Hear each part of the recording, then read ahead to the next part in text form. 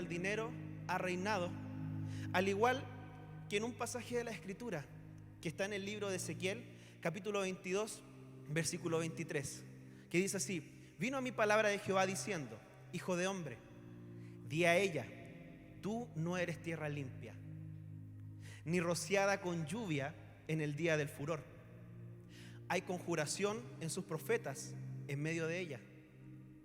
Como león rugiente que arrebata presa, devoraron almas, tomaron haciendas y honra, multiplicaron sus viudas en medio de ella. Sus sacerdotes violaron mi ley y contaminaron mis santuarios. Entre lo santo y lo profano no hicieron diferencia, ni distinguieron entre inmundo y limpio. Y de mis días de reposo apartaron sus ojos, y yo he sido profanado en medio de ellos. Sus príncipes en medio de ella son como lobos que arrebatan presa, derramando sangre para destruir las almas, para obtener ganancias injustas. Y así sus profetas recubrían con lodo suelto, profetizándoles vanidad y adivinándoles mentiras, diciendo: así ha dicho el Señor, Jehová el Señor, y Jehová no había hablado. El pueblo de la tierra usaba de opresión y cometía robo, al afligido y menesteroso hacía violencia, y al extranjero oprimía sin derecho. Vemos que la Escritura nos muestra un escenario totalmente apocalíptico.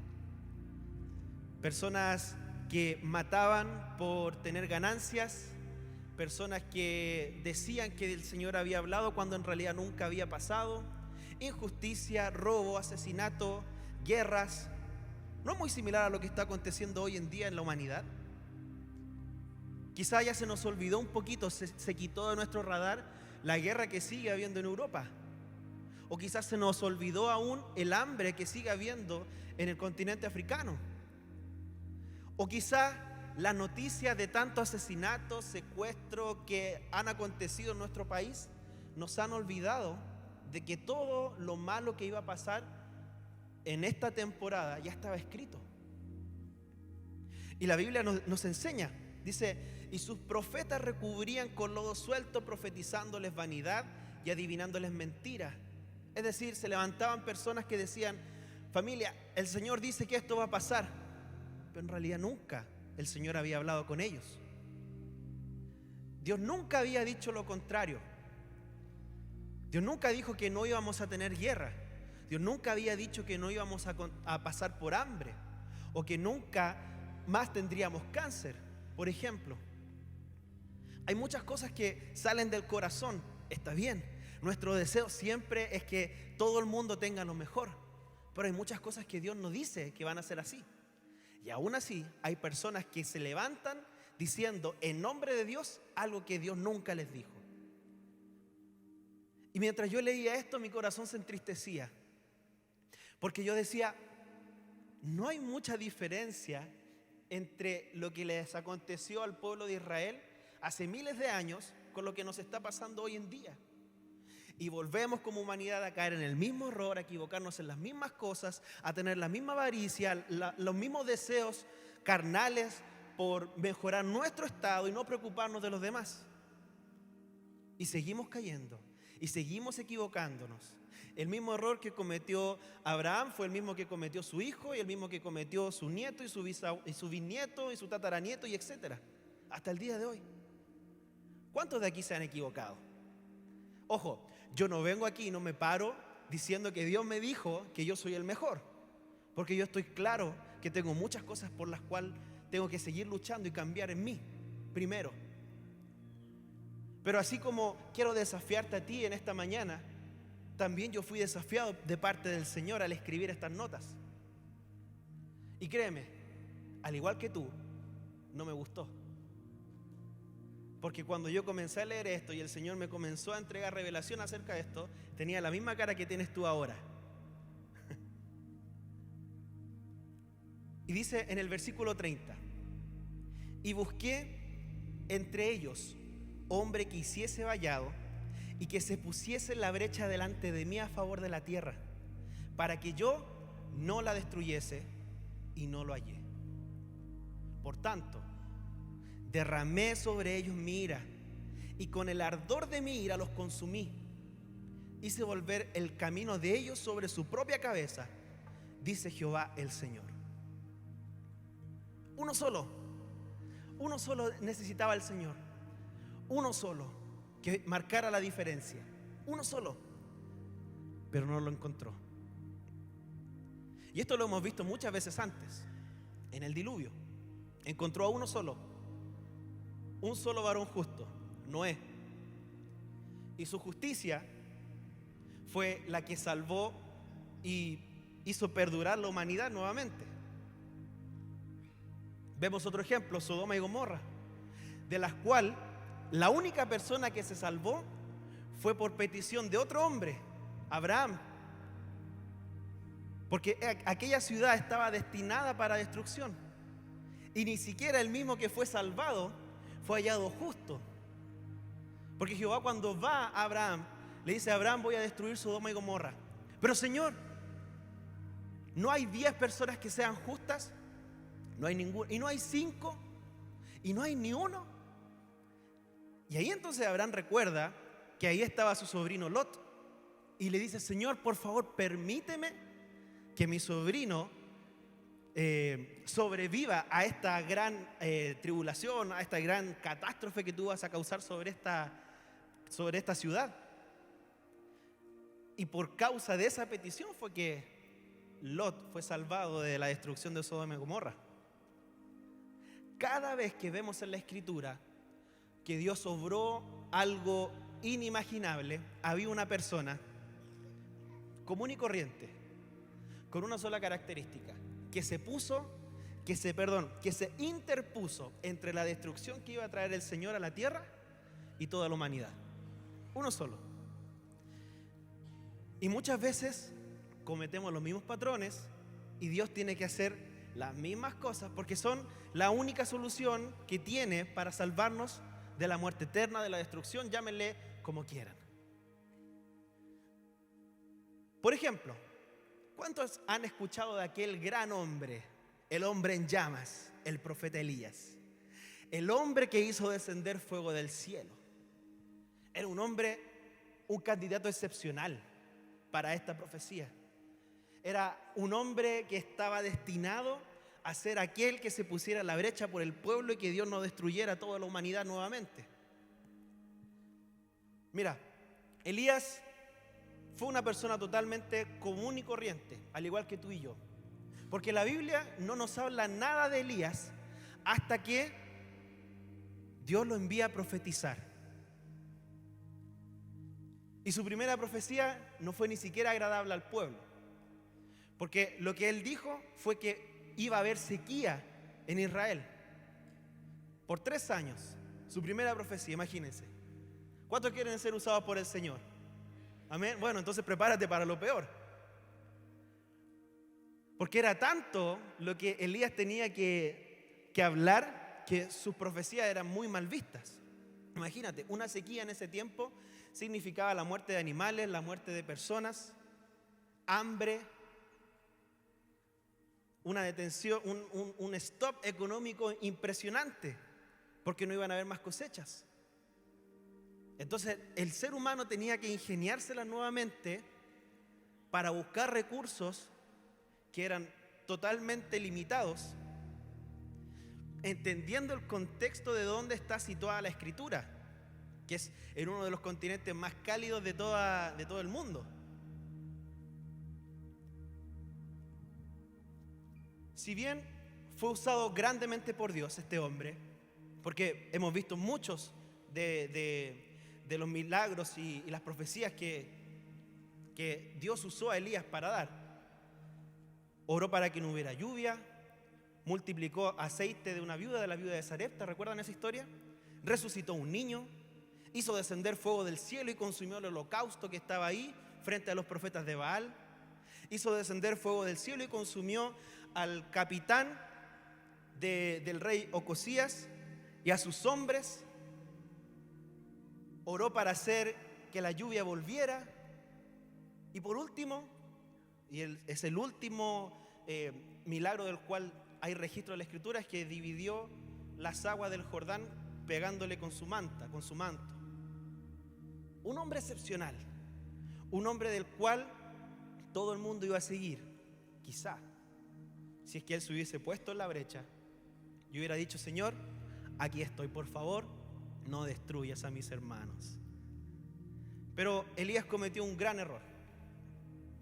Luego de ser usado grandemente por el Señor, de ser reconocido, de tener un nombre muy famoso por lo que Dios había hecho a través de él, tuvo miedo de la soledad, de ser el único que estaba parado en la brecha frente a Dios para defender a su humanidad, para defender a su creación. Tuvo miedo. ¿Y qué hizo? Se escondió en una cueva. Se escondió en una cueva. Yo no sé si es que el enemigo te noqueó, no sé si es que el enemigo te ha hecho daño, pero si estás dentro de esa cueva, sal rápidamente de ahí. Porque si es que no sales por tu propia cuenta, va a tener que ir Dios a sacarte. Y no te va a gustar nuevamente lo que te va a decir Dios. Porque cuando Dios va a la cueva donde estaba Elías, le dice: ¿qué estás haciendo aquí? Pero ¿no sabías que hay más personas que están haciendo lo mismo? ¿No sabías, no tenías idea de lo que yo estaba actuando? ¿Por qué no confiaste? Ahora, sal de la cueva, ve y unge a Eliseo en tu lugar. Ya no me sirves más. Unge a aquel que está detrás de ti para que tome tu lugar y haga lo que tú no vas a poder hacer desde aquí en adelante. Y dice la Escritura que después Eliseo hizo el doble de milagros que Elías. No quiere decir que Dios no tenía nada más para Elías. Quiere decir que Elías no tenía nada más para entregarle al Señor. El error no fue de Dios, el error fue de Elías. El ser un hombre de fuego no significa ser Capitán América o Superman o Capitán, no sé, Capitán Planeta o He-Man para los más viejitos. Significa tener la convicción que Dios te va a acompañar en cada paso que tú vas a dar. Es todo lo que necesitas. Necesitas tener la convicción de que Dios te va a estar apoyando y empujándote y impulsándote al siguiente nivel, aun cuando te sientas solo, aun cuando veas que Dios está en tu contra. Ojo, porque Dios necesitaba a aquel que se pusiera frente a Él para que no destruyera a los que estaban detrás, pero se tenía que poner frente a Dios y enfrentarlo. Dios necesita personas comunes y corrientes que se dejen usar para hacer cosas sobrenaturales. ¿Cuántos pueden decir amén a eso? No necesitas flotar, no necesitas hablar más lenguas que todos nosotros. Dios necesita algunas cositas que te voy a estar diciendo ahora. ¿Cuántos quieren recibirla? A ver, ¿cuántos quieren recibir palabra? Y ahora la pregunta es: ¿necesito estar limpio para que Dios me use? ¿Necesito ser un hombre nuevo? ¿Necesito bajar de peso? Atenta, pastora. ¿Necesito bajar de peso? No, no es necesario. Dios te puede usar tal y como estás. Todo lo demás es para nuestra salud y para el beneficio nuestro. Pero Dios te puede usar en cualquier situación, donde quiera que tú estés. Porque Dios no necesita que tú estés limpio antes de. Puede ser una posibilidad y va a ser mucho mejor para el Señor. Menos trabajo. Él puede tomarte cuando quiera, donde quiera, en cualquier momento. Porque no hay nada que puedas hacer para acelerar tu proceso, para estar listo. Nada, absolutamente nada. La Biblia nos enseña que por más que querramos, no podemos alargar una hora de nuestro día, ni agregar un codo a nuestra altura. Y por eso Jesús lo enseña a sus discípulos. No se preocupen por qué van a comer, por qué se van a vestir. Miren solamente las aves que están en el cielo. Miren los lirios del campo, que no se preocupan por nada. Y aún ellos tienen mucha más majestad que Salomón, se vistieron mucho mejor que Salomón. Y dice el Señor, cuánto más el Padre se preocupará por ustedes. Quizá tu debilidad es tu habla, quizás no sabes hablar, quizás tu debilidad es tu economía, quizás no tienes el dinero, qué sé yo. Pero fíjense, lean la Escritura, por favor, yo los invito. Cada vez que el Señor enviaba a alguien, no le interesaba qué pasaba detrás de él.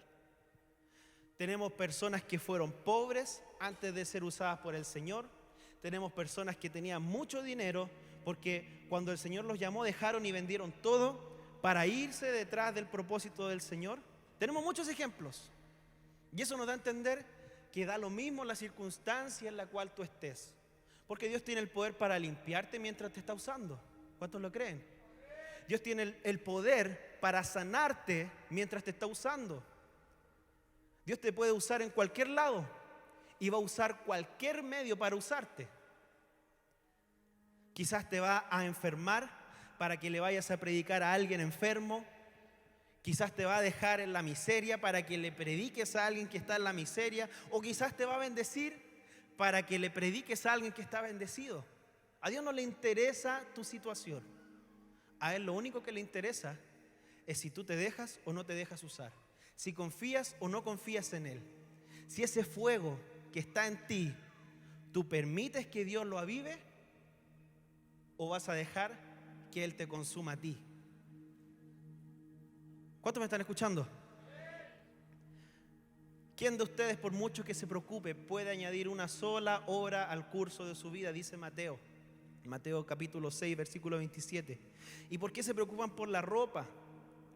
Observen cómo crecen los lirios del campo, no trabajan ni hilan. Sin embargo, les digo que ni siquiera Salomón, con todo su esplendor, se vestía como uno de ellos.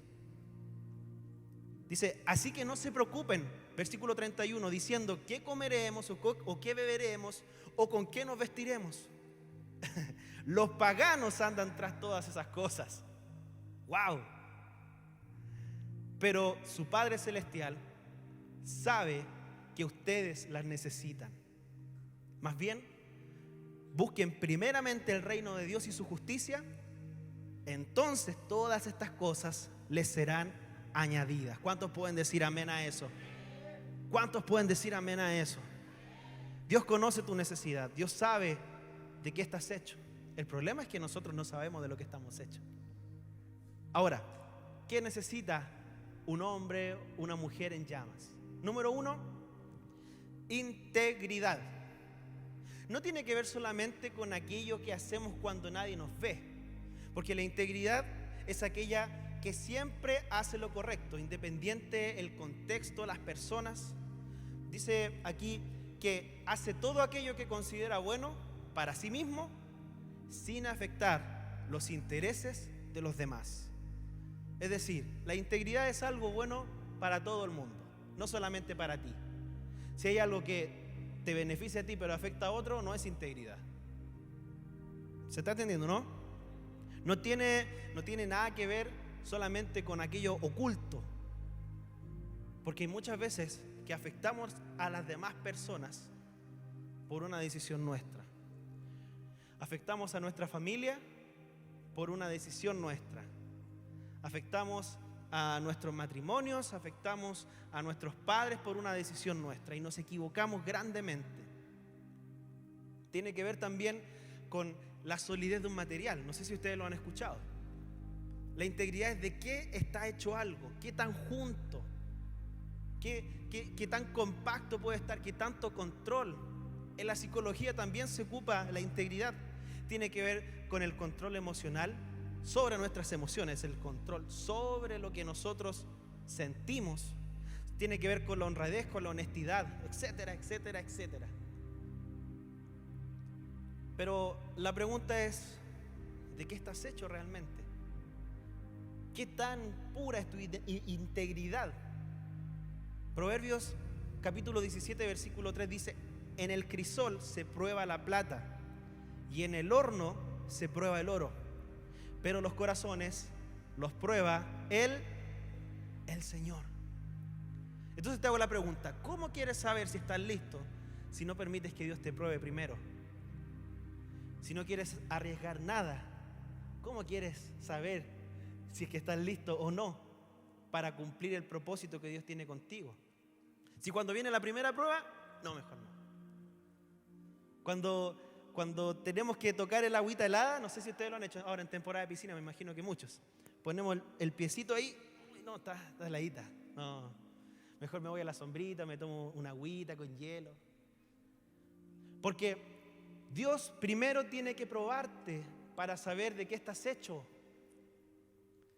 Porque cuando Él quiera poner presión sobre ti, poner su carga, de la cual también nos enseña Jesús, quiere saber si es que te vas a temblar o te vas a cansar en los primeros 2 pasos o simplemente no vas a tener la valentía para seguir adelante. Número 2, necesitas enfoque para convertirte en aquella persona que el Señor está necesitando. Aquel que se pone en la brecha conoce su misión, conoce su llamado en esta vida y por sobre todo sabe a qué atenerse para lograrlo. ¿Cuánto estás dispuesto a perder? ¿Cuánto estás dispuesto a perder? Analiza tu corazón, analiza tu mente. ¿Estás dispuesto a perder a tu familia? ¿Estás dispuesto a perder a tus amigos? ¿A perder tu trabajo? ¿Cuánto estás dispuesto a perder? Consúltalo. Consúltaselo al Señor. Señor, pruébame. Díselo, pídeselo, pruébame. Quiero saber de qué estoy hecho. ¿Cuánto estoy dispuesto a perder? ¿Estoy dispuesto a perderlo todo? Hazte esa pregunta.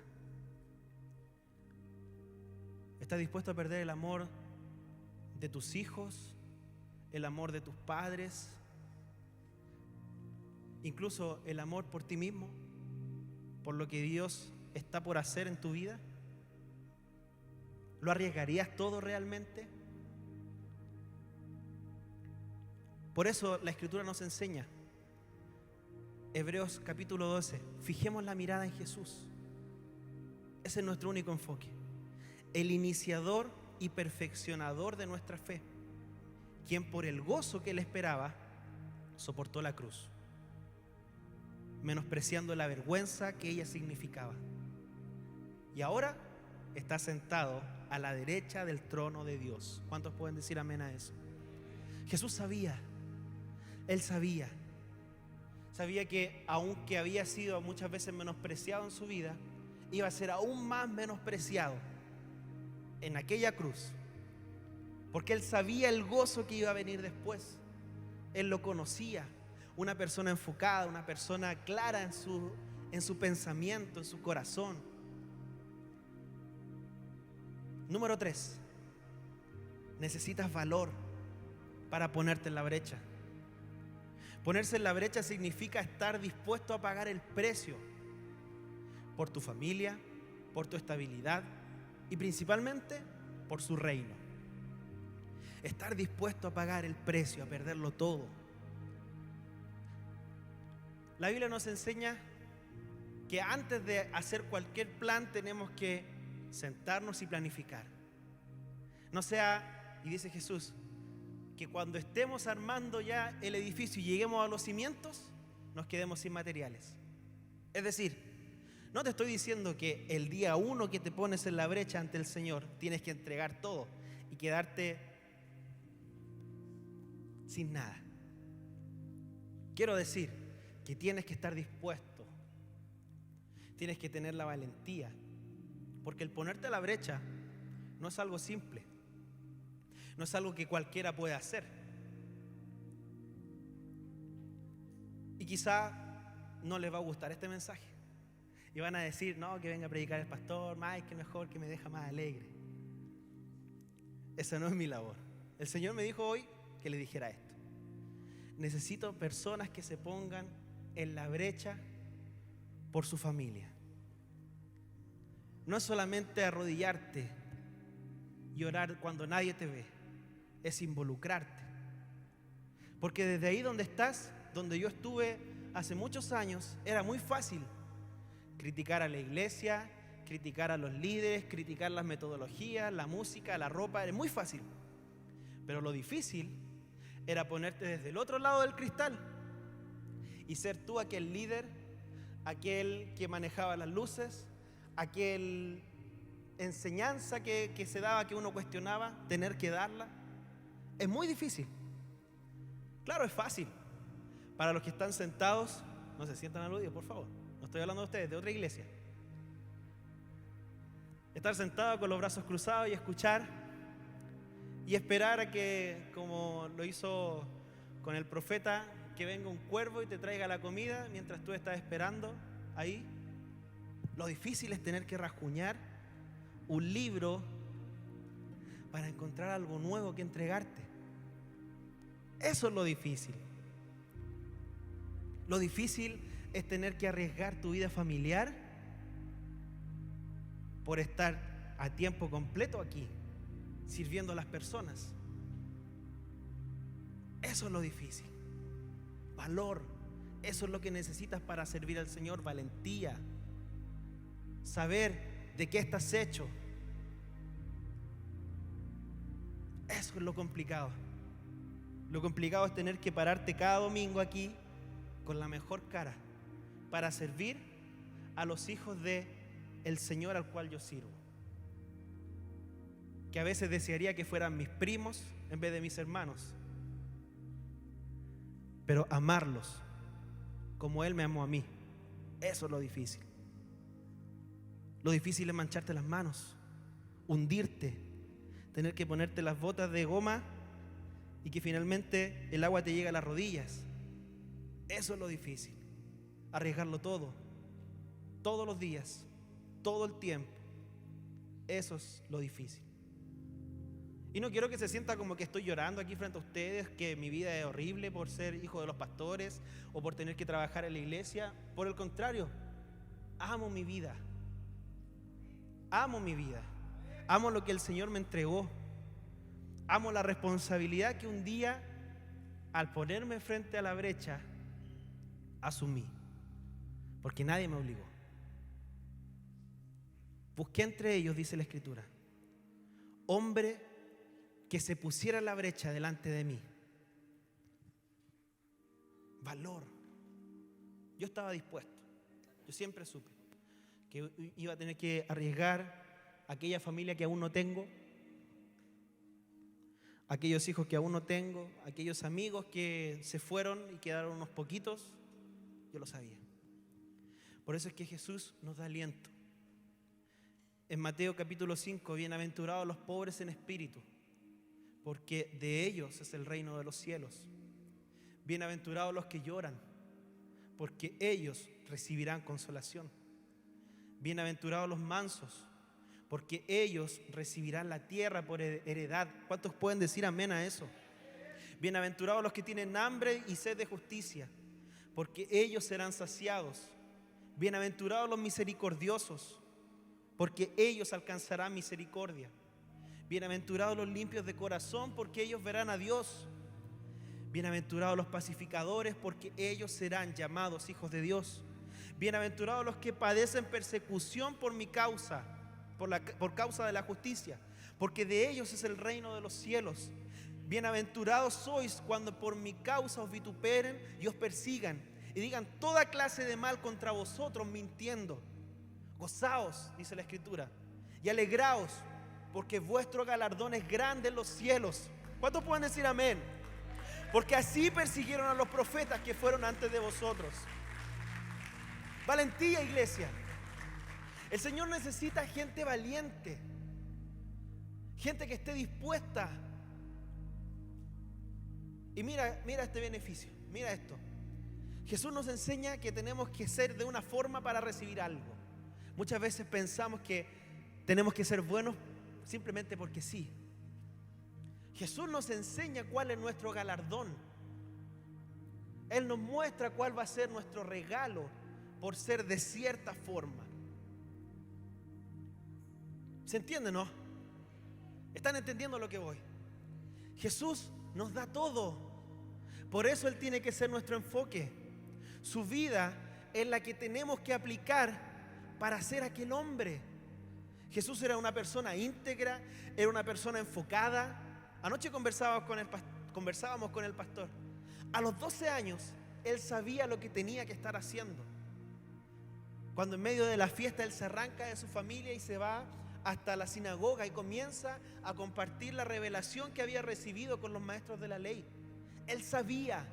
Pero ¿por qué me buscan?, le dice a sus papás. Imagínense un mocoso. ¿Por qué me buscan?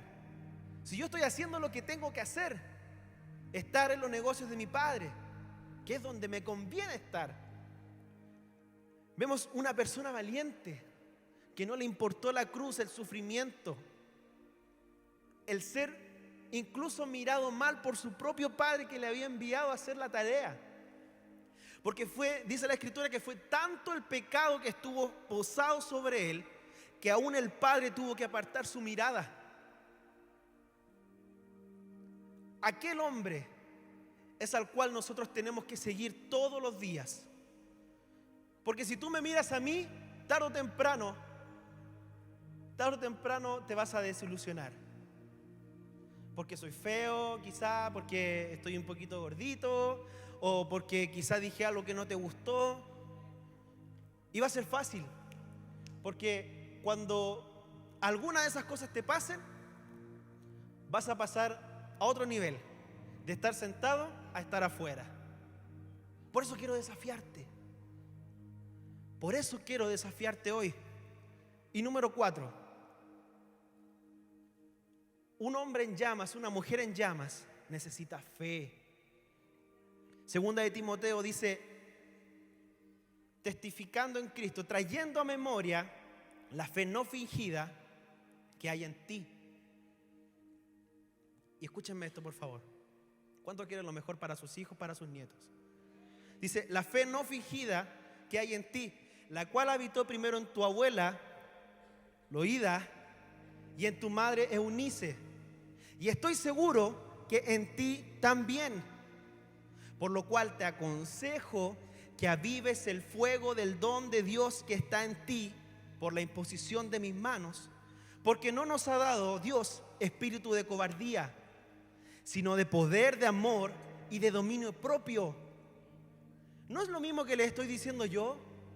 Dominio propio no es el control de las emociones y no es integridad. El hecho de que Dios no nos haya dado espíritu de cobardía no significa que tenemos que ser valientes. Y no significa que tenemos que buscar avivar nuestro don, aquella fe que está en nosotros y que también puede ser para nuestras generaciones. Quiero desafiarte hoy, iglesia. Yo sé que algunos se van a molestar conmigo. Lo único que les pido es que no bajen a sus hijos del Summer Camp, porque ellos tienen que recibir quizá algo que tú no quieres recibir. Y yo sé que después de esto el pastor me va a tomar, me va a sentar y me va a decir, ¿por qué hablaste tan así con la iglesia? Porque siento en mi corazón rabia, iglesia. Siento un celo, porque siento que todos podríamos estar aquí con la camiseta puesta sirviendo al Señor. Y me duele ver que a algunos les cuesta y quiero ayudar, pero no sé cómo ayudar si es que tú no me permites ayudarte. Créeme que cada reunión de líderes es un disparo cruzado para todos lados. No porque peleemos, sino porque buscamos siempre una mejor estrategia para que tú vengas a la iglesia y lo disfrutes al igual que yo. Quizás lo disfrutes desde el otro lado del cristal, pero lo disfrutes al igual que yo. Porque créeme, para mí el no venir un domingo a la iglesia es una tortura, no es una vacación, es una tortura. Cuando no puedo estar aquí en mi casa sirviendo al Señor me duele. Y anhelo estar en la casa del Señor. Y esa misma pasión es la que necesitan aquellos hombres y aquellas mujeres que están necesitando el Señor ahora. Si vemos destrucción en nuestra ciudad, si vemos daños, si vemos caos, es porque hay alguien que no se ha puesto en la brecha aún. Analiza, quizá eres tú. Si quieres un cambio para tu familia, si quieres un cambio en tu esposo, si quieres un cambio en tus hijos, ponte en la brecha, iglesia. Y no significa solamente pararte ahí y decir, bueno, aquí estoy. Dice que, lo voy a volver a leer. Dice, y busqué entre ellos hombres que hiciese vallado, y además que se pusiera la brecha.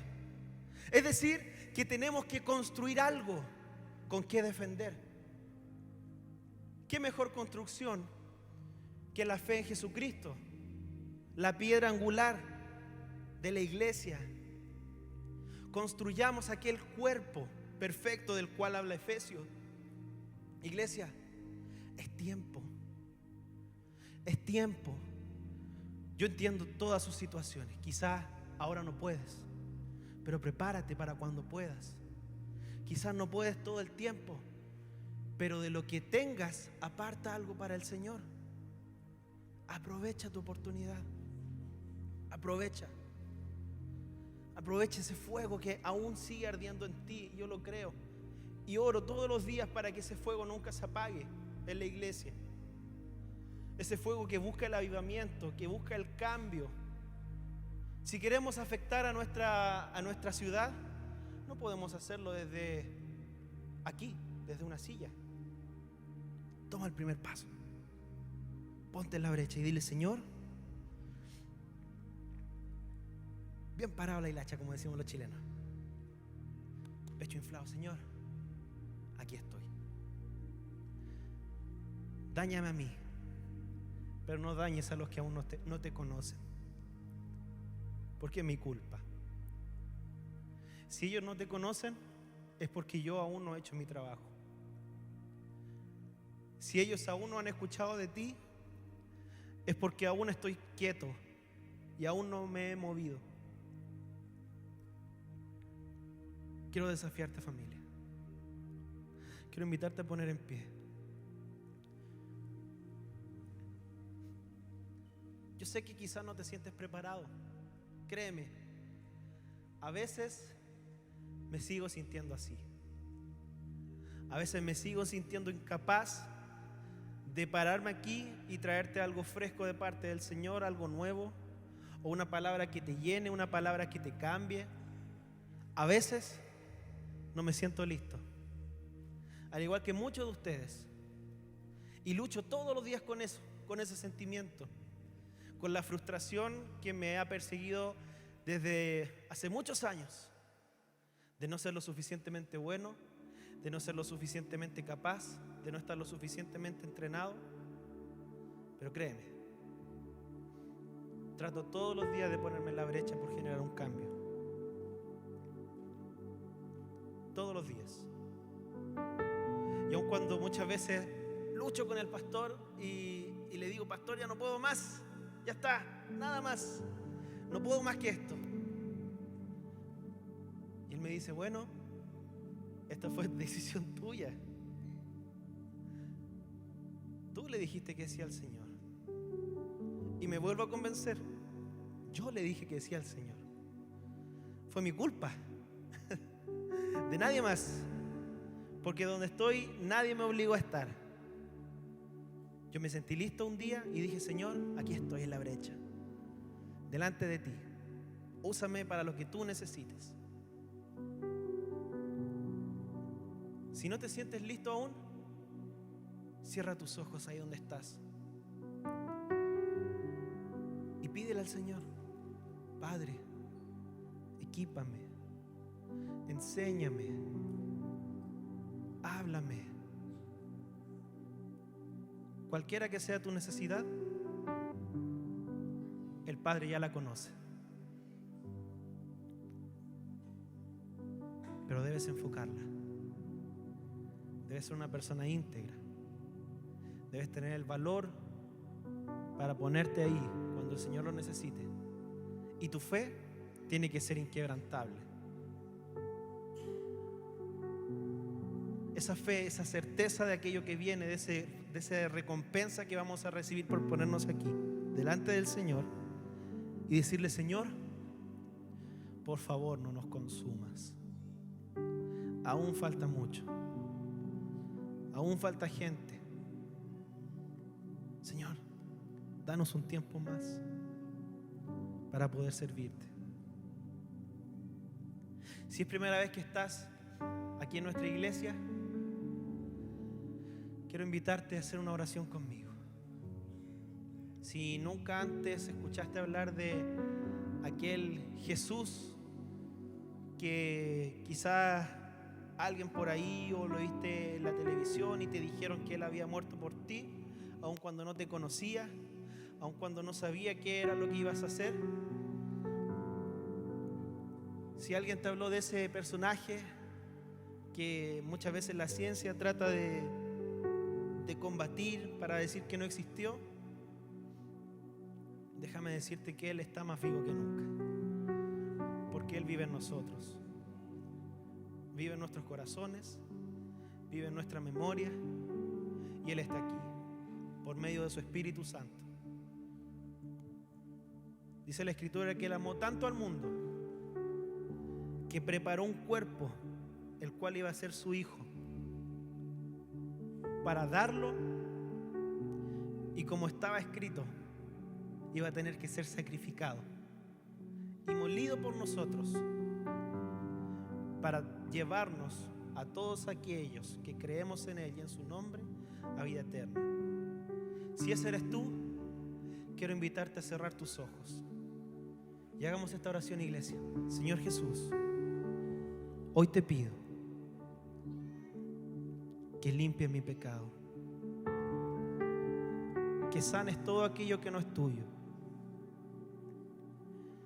y que me inscribas en el libro de la vida. Quiero ser tu hijo y confieso con mi boca y creo en mi corazón que tú un día te levantaste de entre los muertos para darme vida eterna. Hoy te recibo, Jesús, en el nombre de Jesús. Amén y amén. Si hiciste esta oración por primera vez, quiero pedirte que por favor te acerques a parte de nuestro equipo. Queremos conocer tu testimonio, queremos saber cuál ha sido la realidad de la cual Dios te ha sacado. Quizás saber por qué estás aquí. Nunca es una casualidad cuando hablamos del Señor. Nuestro equipo está ahí con unas camisetas Calypso, quizás el logo de CAFI en la espalda dice conéctate. Por favor, conéctate con nosotros para que sigamos construyendo esta gran familia en el Señor. Y por último,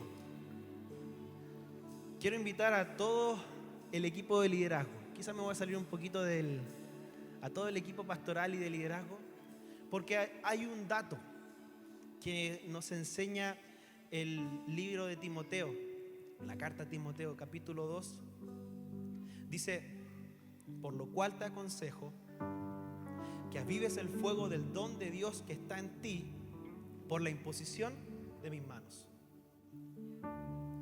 Quiero invitarte a todos los que quieran recibir aquel don, a todos los que quieran recibir aquella fortaleza,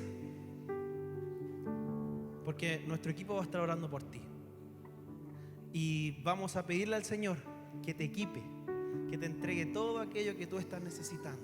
Vamos, no tengas miedo, no tengas miedo.